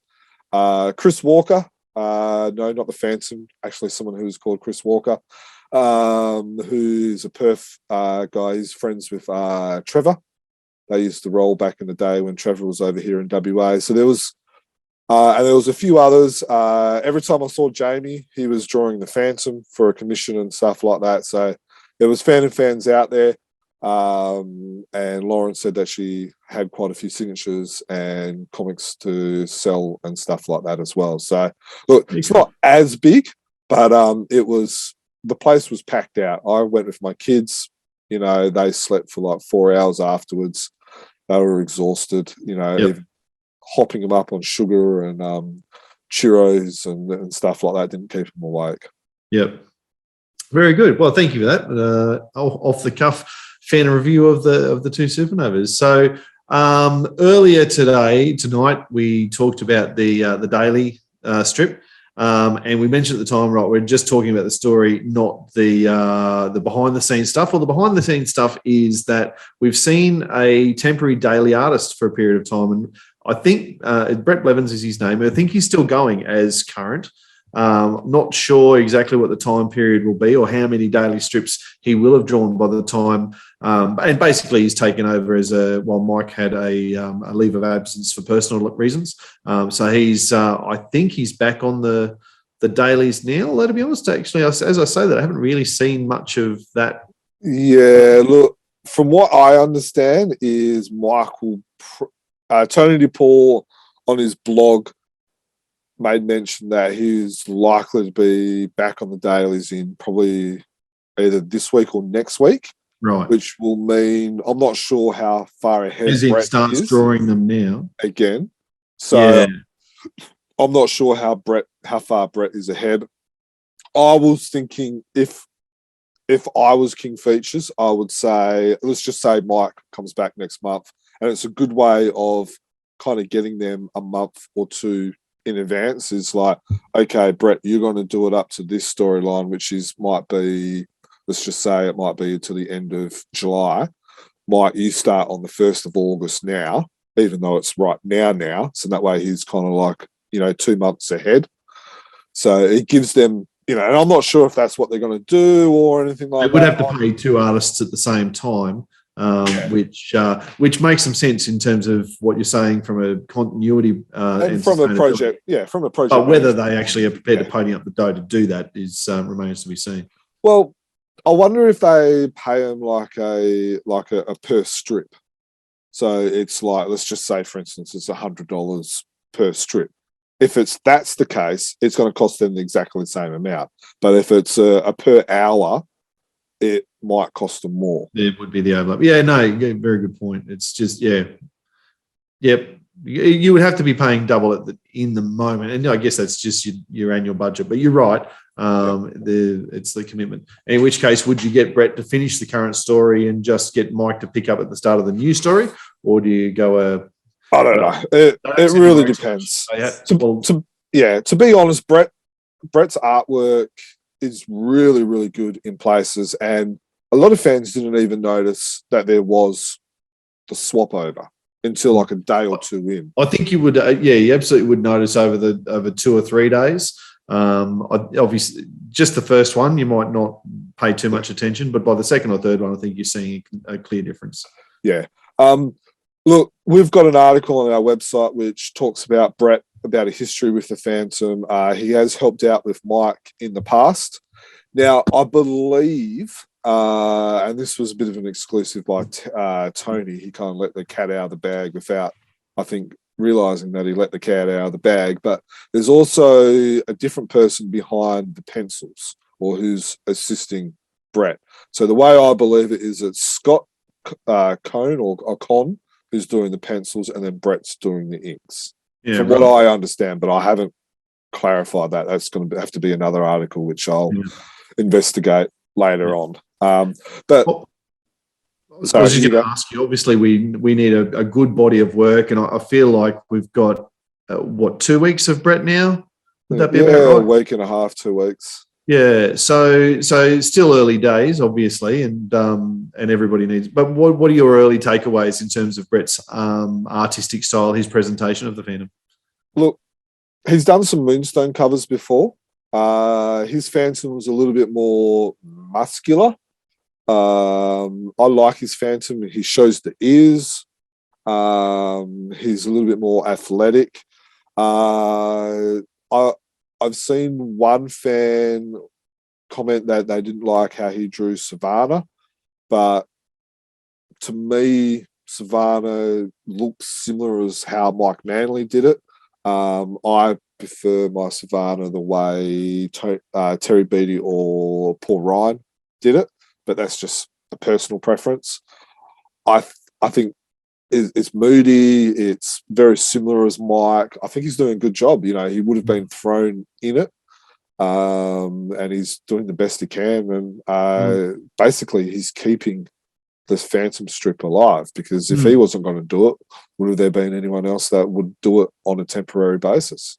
Yeah, it's hard to say, isn't it? Look, I actually like his caricature or characterization of the Phantom's physique, but I'm probably, my criticism would be around the emotions and the facial expressions. I find these characters and the Phantom especially reasonably expressionless over the last 2 weeks, sort of thing, which is a bit of a shame because of we spoke before about the way the story is going. We might have a little bit more insight as to how the Phantom's feeling at any given time with a bit more expression on his face. I'm finding him fairly, as I say, very generic at the moment. So, but maybe that's as much my discomfort with the story as it's going, as much as the artwork. So it's probably also worth mentioning, when we were talking about the Sunday story, you said, I'm really enjoying what Jeff's doing at the moment. Jeff's been in the job for, how long has he been doing the job for? 2 years. No, I think it's 3. probably 3. Well, yeah. No, because he was in Australia 2019, and he had already been doing it for a good year before then. So maybe yeah. So it's probably closer to 5. 4 or 5 years. And you're saying, I really like the moment where Jeff is, and he's getting better and better. Well, I did start the conversation by saying we've only got a small body of work from Brett, so I'm prepared to give him more time. Yeah. So look, I just want to say thank you, Brett, for continuing in Mike's absence. I appreciate it. It's a hard job, and I think. No, here. And I've just done gone back and had a look, and Jeff started on the 9th of April 2017. So he's ticked over, gone past the 5 years. So there you go. There you go. Yep. All right. So that has taken me away from where I'm supposed to be, which is on the run sheet. So now we've talked about that. The Phantom's World collector cards. Now, I'm hoping you've got those, Jerm, because you would have picked them up straight from the Frew factory. But this is a new set of not trading cards, we're saying, because they are definitely you're just buying the set. So that makes it a collection. But, Jerm, you're holding it up. I'll let you talk about them. Yeah, so most fans are probably happy that they're not going to be able to see my face, and they're going to see more Phantom. But these are the cards here. Look, they're similar design concept as the Phantom's World ones. There's 18. Generations. Sorry, where you've got each card is shiny. I'm not sure if you're going to be able to see that. I've got a full review of these up, which will be coming out last week of July. So I will have a full review of these. I'll go over more detail. Look, if I was to be negative, I would have liked to see the Phantom embossed. The actual title, the Phantom? No, the actual Phantom. Oh, right. Oh, embossed. I see what you're saying. Yeah. Now, that's being picky. These are great cards. They're shiny, they're collectible, there's information on the back. You've got, a picture of each of the actual comic that they're talking about.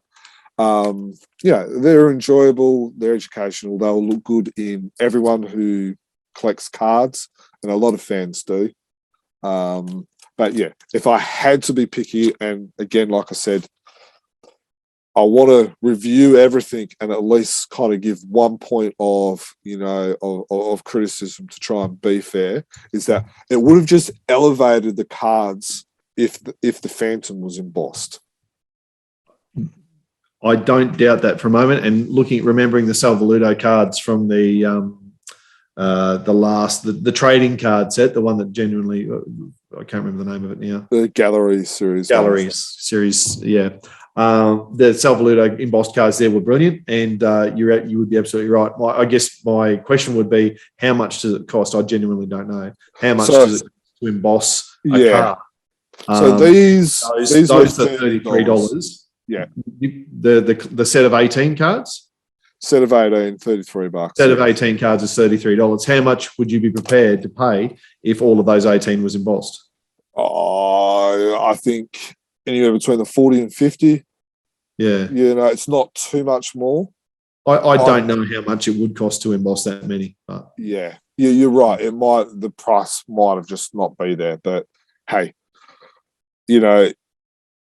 we can be picky. We can ask, and it just like, look, they're great cards. They're shiny. They're like chase cards from the collect trading cards. Yep. If you like the generational cards set, you will like these. Yeah, but if I had to be picky. Yeah, and you're right. It's we don't want to be just a gushing podcast. It's going to as much as the temptation's there, because we love what we do. We love our Purple Hero. Now another thing, and I've got a set of those cards on their way to me in the mail. Looking forward to seeing those. The folio is the other thing that was released, I guess, in conjunction with Supernova Weekend. I say released because if you were able to get yourself to Frew headquarters on Friday of that weekend, you could go through Frew. And Jerm, you've put some awesome reviews and so a walkthrough up on our YouTube channel as well. But the Frew Folio 8 Generations is another thing that we're able to pick up. The first folio in a while, and the biggest folio by some margin that we've seen come out of Frew. Yeah, I don't actually have the cards with me at the moment, so I'm just going to try and. Well, just while you bring up something on the screen for the YouTube fans to look at, in terms of that Generations folio, so we've got 13 prints. They're A3 prints that are gathered into a manila folder of sorts, a white folder to contain them. We've got 13 prints, as I just said. And the artists are a bit of a who's who of Australian Phantom artists at the moment. And I'll read this list from the bottom, it doesn't really matter. It's such a great list. We've got Paul Mason, Lauren Marshall, who says a new. Hang on, let's do. Okay, so let me. Sorry, I'll put my screen over my run sheet over the top of your face instead of the folio. Right. All right. So there's Paul Mason's. Yep. And the theme of these is each generation of Phantom, yeah? Yes. So this is what, the 20th they've got as Paul Mason? Look, I do go over it in the video review, but that's the NAM one, so it would be the 20th. Yeah. All right. So if you want to just keep scrolling through the artwork. Then we've got Alex Tripp, which is probably my favourite. And that's the Phantom not in costume. You didn't like that in the comic. Why do you like it as a folio piece? So that's the Flame.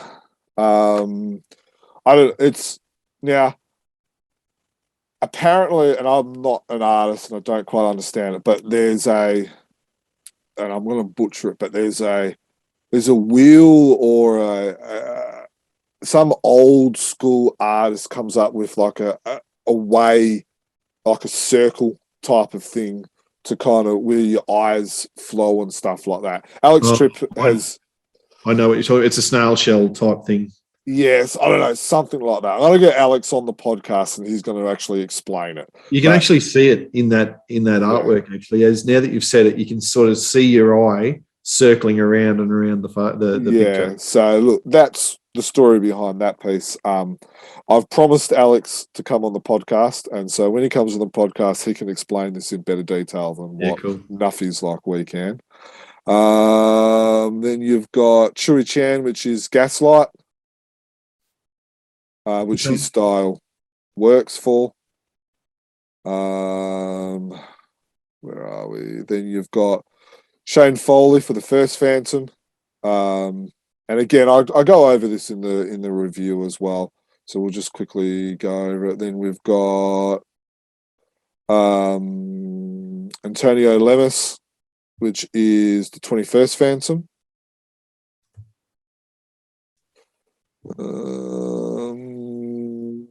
There is the Cowboy Phantom, which is the 16th from memory. So McPherson? That's no, that's Glenn Lumsden, Grey. Oh, yep. It's quite we've done Paul Mason. Then you've got this one, which is Granger's, which is the Robot Phantom. Now, in my opinion, this would look brilliant as a glow in dark poster. It's kind of like a crossover between the Robot Phantom and Phantom 2040, and I just think this hanged up with a glow in dark with all these neon bits as glow in dark, and maybe you remember the old Magic Eye? Yeah, yep. That background kind of reminds me of that. So if you can somehow get it as a Magic Eye during the day with the background, and I'm not sure whether it will be like the Phantom or whatever it was, and then have this glowing in dark at the night time, that would be epic. That would be full on. All right, then we've got Lily McDonald, I think Lily McDonald, sorry, who this is the Epoch Phantom, so that's kind of like that's the image that was used for the cover, isn't it? No, I believe it's actually different. Okay. From memory. Well, clear style. Yeah, clear style. Then you've got Lauren Marshall, pump up the good old WA people. This is the 22nd Phantom, so you've got Kit and Heloise, purple, red.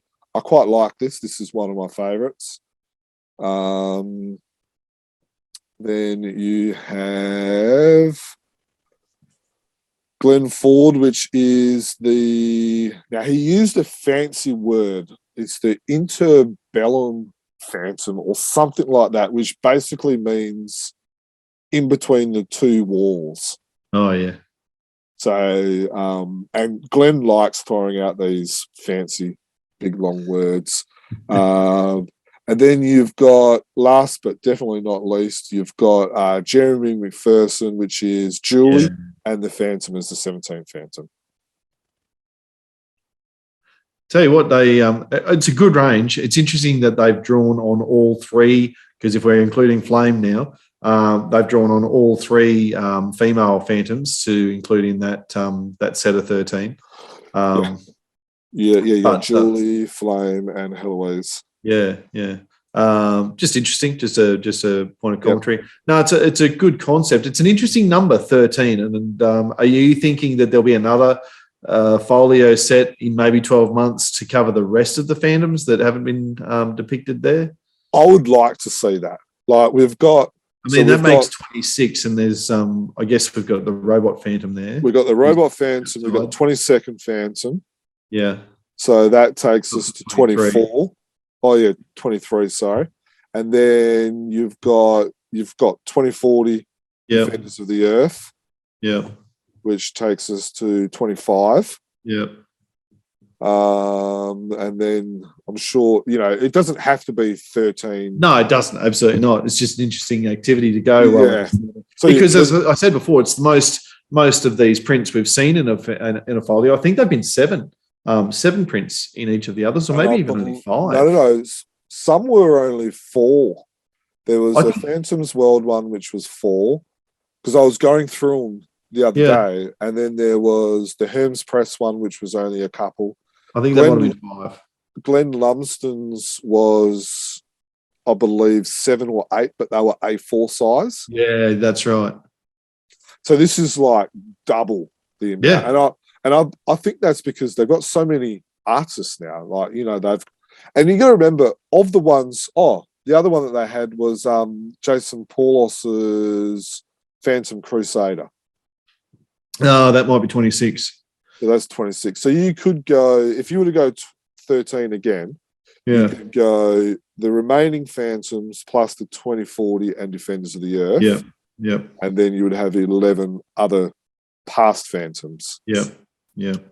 It'll be interesting because, this is a fantastic lineup of artists. Every one of them is bringing something fresh and unique to the table. They've all got very different styles. So it'll be interesting to see these same 13 get a run again. They're all Australian. Yeah, absolutely, all Australian. And it's interesting. The Alex Tripp's take on the 9th Fantomen Flame would have worked perfect. Well, jeez. Dare I say it should have been the cover for the Flame issue? Yeah. Dare I say it? So in looking at that list, there's also Jamie Johnson, Clayton, Barton, who we've just talked about. I kind of get the feeling Matt Kime is another artist who's not featured in this 13. Marcelo Bays is someone who's done one a long way back. Yeah, Marcelo, Chris Well. Yeah, that's what, 5. So there's a good covering of Australian artists that they are tapping in on here, and we've just listed another 5 who didn't get a gig in this one, who could quite easily get a gig if required. So it's a good problem to have for Frew. Yeah, it absolutely is. Absolutely is. And fantastic to see them supporting Australian creators. I think that would have been a criticism of Frew over the last decades. Under the new Frew crew, absolutely not. They are staunch supporters of Australian creators, and the amount of local artists that we now know about that we just didn't before because we'd never seen them, and all of a sudden, you know, there's a fresh cover, there's a fresh artist, there's this range of 13. Nicholas Scott is another one. Correct. Who's done a cover. Yeah. So in talking to, covering up with what you said, in talking to Lauren, it was Frew that reached out to her. So, so look, sometimes it happens that way. Other times you got to bang the door down with Frew. Yep, absolutely. And we as the readers are all the better for it. So the variety we're seeing is fantastic. Yes. All right. Bit of fun. All right, well, I'll let you take this next one because this is your baby. Look, this is what happens when you have no sleep and you're stuck on a plane. You come up with crazy ideas, and one of them what is a collective noun of fans? Now, collective nouns are kind of fun. Like crows, a collective noun of crows is called a murder. And then you've got some other ones, and they're kind of silly. You got herd, which is cows. You know, you got your standard ones, and then you have your cool ones like a murder of crows. So we thought, let's have some fun. Now, we've put it out on social media, and we've got, there's a good 15 there, and there was probably another 5 that I didn't bother including as well. So the ones that replied, I'm going to be in contact with you probably this week as this podcast goes up, and if you don't have one of these Chronicle Chamber wristbands, I'm going to get your details and I'm going to send you a wristband. We've still got some left over. So let's go over a couple, and then Dan, you're going to tell me which one you like. Okay, so we've got a fork of fans, mythos of fans, chamber of fans, obviously trying to butter us up. Do they get 2 wristbands for that? Or Phantasman of fans. It almost sounds like an orgasm of fans, so I'm not really sure about that one. Might be the point. A foundation of fans. This one I like. A kit of collectors. An obsession of fans. That's kind of cool. This one was by Trevor's wife, this next one. Old Farts with a PH, which is kind of unfortunately, we're going to try and buck that trend. But unfortunately, you're not comfortable yet being part of the old farts crowd, so that one's for how do you spell this? How do you say this? fraternity. Fraternity of Falcon Freaks. So he's managed, and of course you've got the PH in fraternity. Probably a fraternity of fans would have done the job, but I admire the extra effort of just going, you know what, I'm going to forking it up in here. That's something. We're forking it up. A council, a Falcon Fantastic, Fanners, which stands for Phantom Fans Who Walks Together, a Fascination of Fans. That's probably my favourite. A Fascination of Fans, a Flock of Fans with a PH, and the Fans Who Walk. So there's some good ones in there. Yeah. Like, people have put a lot more effort into it than I would have expected them to be honest. So, everyone who's put an entry in absolutely earns the prize. I do like a kit of collectors. I think that's clever, and it requires that inside joke. Because you could only be part of the kit of collectors if you were a Phantom collector. You can't, if you're a car collector or old bottles or whatever it is, whatever your fascination is. I think a kit of collectors, that's pretty clever. But from the outside, you probably wouldn't realise that it is Phantom related. Oh, look, a fascination's good. An obsession of fans. I do like an obsession of fans. I've got a mate who's got a fishing boat called the Obsession, and I do, and it does harness a bit of that hunting nature that some of us get when we're looking for that rare collectible. So, no, they're all good, and thanks to everybody who sent stuff in. And look, having a bit of fun. I think he's done a great job. Like I said, everyone who has sent us one, I'll be in touch. I know some of them have already got a wristband. Basically, we're trying to give wristbands away. We gave a lot of them out. You've got the little face, which was designed by Grange, and then on the back, you've got Chronicle Chamber. I'm not sure if you noticed, but Matt Kime did up a video overnight, and he's doing the video, and you can see as he's doing the video, his Chronicle Chamber wristband. I messaged him and he goes, I haven't taken it off all week. Oh, that's cool. He's got something in common with my son then. He's so Gus has worn his for a week. I had to get him to take it off today to play his football game, and then he was pestering me before they'd finished singing the song that he wanted to put it back on. So no, that's awesome. That's good to see. Yeah. No, so thanks for everyone for helping us have a bit of fun with that one. Cool. Now, I guess a bit of news to Chronicle Chamber people who are patrons, particularly. But we did put the word out more broadly that we spoke about the Frew folio before. We know that Salval Luto and Eugenio Matozzi have put out their own folios a couple of times over the last couple of years, largely to do with, and I'm going to get the Comic-Con wrong, it's one of the ones in Italy. Yeah, whenever they go to Italy, they kind of do it. So there's Luca. Luca, that's the one I think of. There's another one which Sal's done as well. So look, they've now arrived. I'll drop a video to kind of, I'm trying to not get the light shining, but never mind. This is what they look like. So this is the Sal and Eugenio one. So there's 8 prints. That's what they look like in there. And look, they're very well done. They're kind of like the Frew one. You've got the good thing, and then you've got thick paper signed by both of them. So look, we've got 1 or 2 of these left.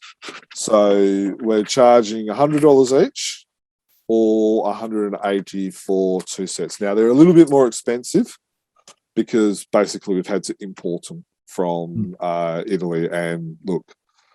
But you know, they were quite what do you call it? Quite heavy. Now, this cover here was, so these are Moonstone covers done by Eugenio Mazzio. So this here is similar as the pieces that were donated at the dinner, and then there's the front cover as well. So Carlisle and Terry, I believe, were the ones who won those 2 pieces. You may want to get one of these. Yeah. Yeah. Because it matches with the piece that you've brought. Yeah. So look, yeah, if you're interested, get in contact with us. It's basically first in, first best dress. Basically, I'll be sending those out to everyone this coming week. Maybe next week, depending on how I go with work and stuff. But within the next week, they will be sent out to you. Very good.